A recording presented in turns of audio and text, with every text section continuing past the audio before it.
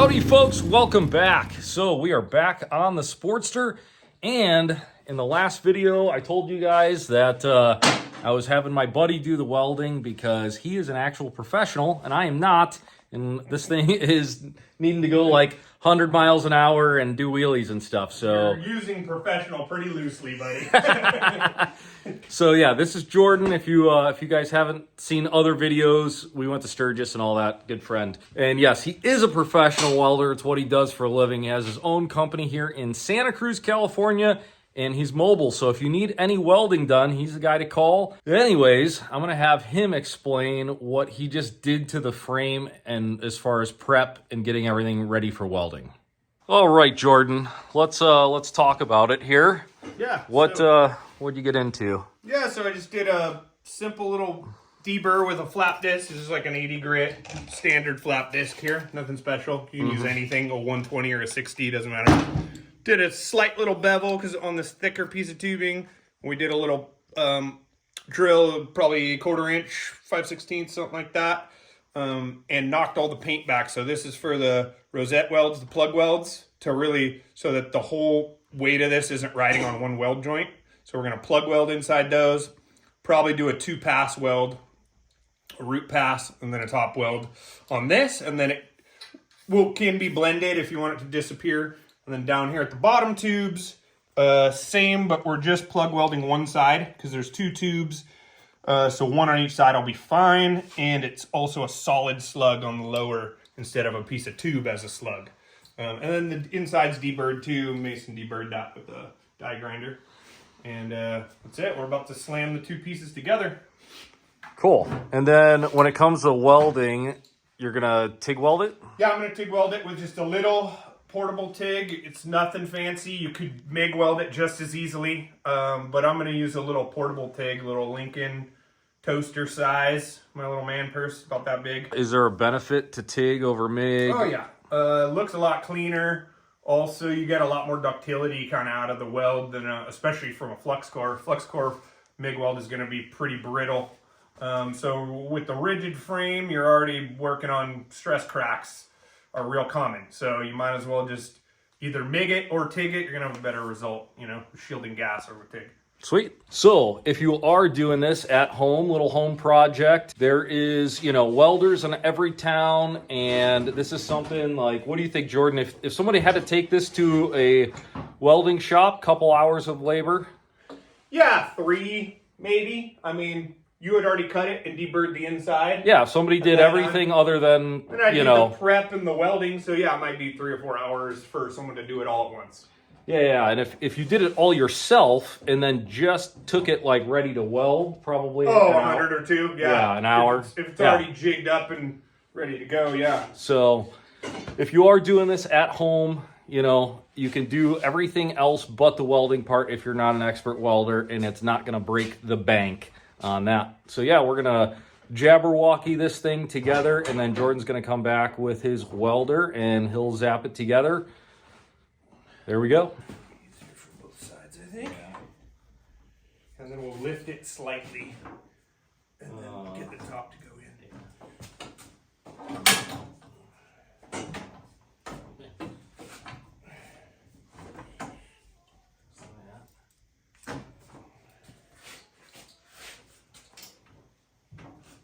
There it goes.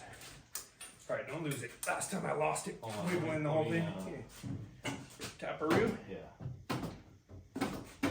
There it goes. I'm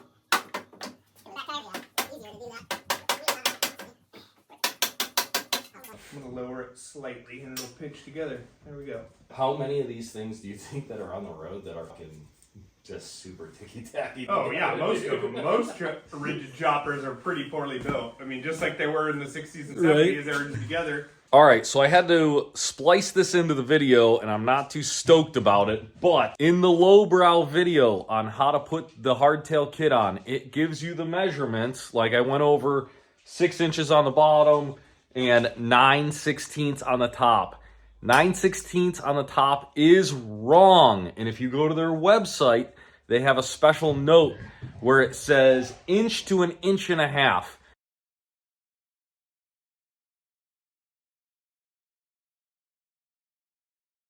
And they didn't bother to put that in the video or in the comments or anything like that, which super sucks because now my buddy Jordan is going to have to do a little extra fab work.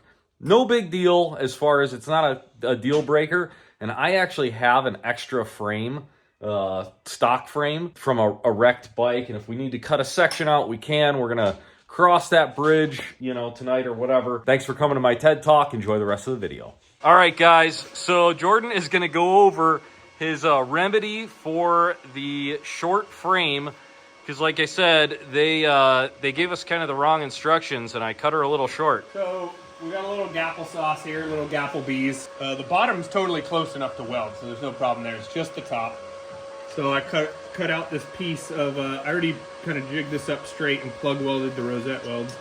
So I got another piece of the frame I'm going to clamshell on there. It's V-grooved, and then I'll put the bottom piece in, click. I'm going to tack it, and then I'm going to put a piece of angle here, put some clamps just to hold everything while I do the side welds and weld everything else that I can that's touching. Perfect. Yep. So that's the plan. It'll work. We'll check back. It'll be solid. It's going to be, especially TIG welding it, multi-pass TIG weld with plug welds is bomber. Sweet. It's straight. All right, let's rock and roll.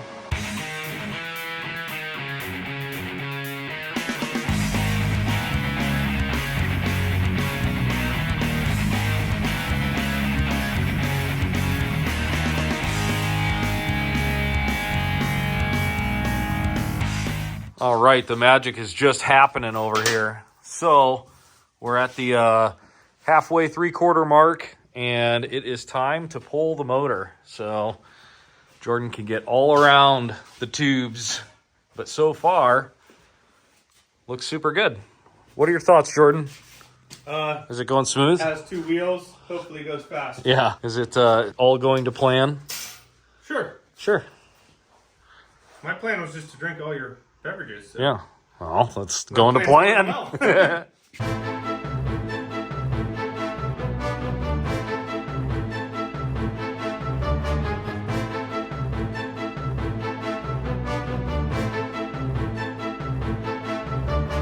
All right, guys, we are trucking along, and it is like full-on winter time outside, which in California is like in the 40s. But it still feels just perfect to be hanging out in the shop, building motorcycles with buddies when it's cold out.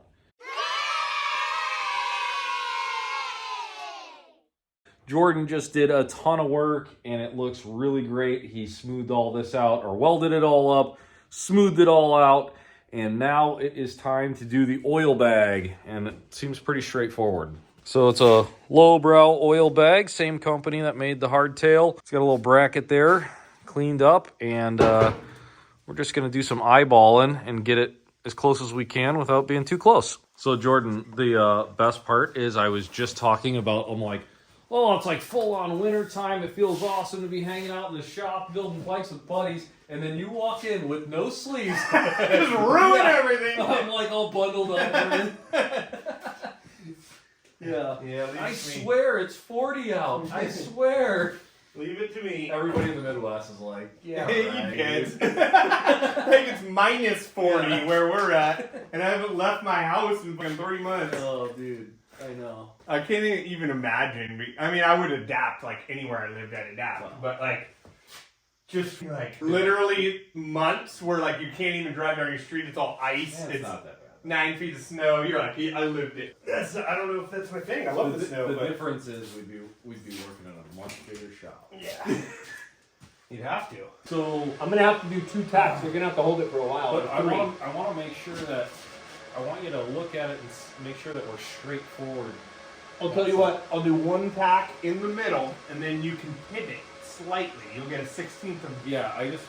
And then I can tack the left. Yeah, because then I can look at it from the back to make sure we're. So let's do the middle first. Tell me when you're happy with it.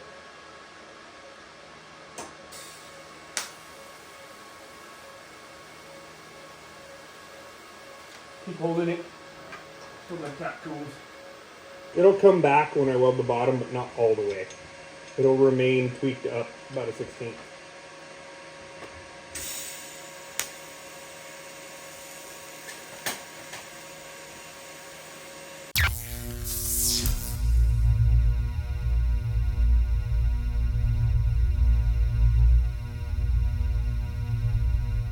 Alrighty, folks. Well, I think the frame is just about there for now. There's still a couple little things down the road that need done, but what do you think, Jordan? Well, it came out great. I mean, can't find the seam, so we're playing my favorite game. Try and find the seam. It's gone. Did a pretty good little repair here, and it's all rock solid. Looks good. Yeah. It was Jordan's first time doing a hardtail. He's done a lot of custom stuff, but first hardtail. So Yeah, I was told Mason I've been putting $1,000 suspension on $1,000 bikes. Makes no sense. I've cut lots of frames and modified them and backbones and front necks and rake changes, but I have a frame jig, but I have not done a hardtail. Yeah, so we're all learning, and it's super fun, and I'm really happy with it. I'll give you guys some like close-ups, but like I said, for now, that's all. There's still a couple things like the rear brake, the battery box, and all that. But for right now, we're there. I'm gonna throw the engine back in the next day or two and keep on trucking. But thanks for tuning in. If you happen to be new, we're giving this bike away when it's done. So it's gonna be a sweet chopper, and then we're gonna have a raffle. I'm gonna announce when the bike is done how to enter.